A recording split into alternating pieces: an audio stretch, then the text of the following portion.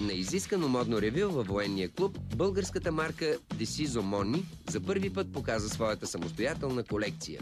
Специално за случая от Италия пристигна главният директор на модна къща Лагерфелд, Улрих Франке, който изрази своето възхищение към българската модна колекция. Линията е насочена изцяло към мъжете, като повечето от моделите са строго официални, изработени изцяло с ръчен труд от италиански платове. А сега нека да се срещнем и с самия Улрих Франке. Здравейте, господин Франки. Каква е главната причина да дойдете тук в България?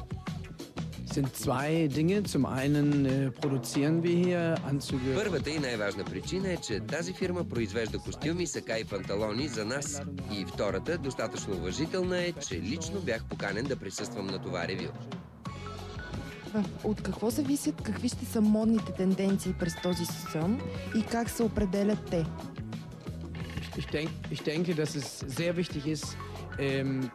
Много е важно да се утвърди един собствен стил, а не да се следят непременно тенденциите. Да се използват качествени платове и моделите да са интересни, да предизвикват възхищение от клиентите. Какъв е вашият личен стил на обличане?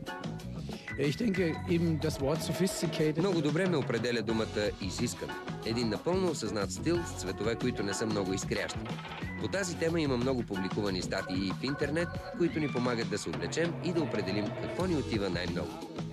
Сега ще ви помоля да отправите един съвет и пожелание към всички българи, които ви гледат.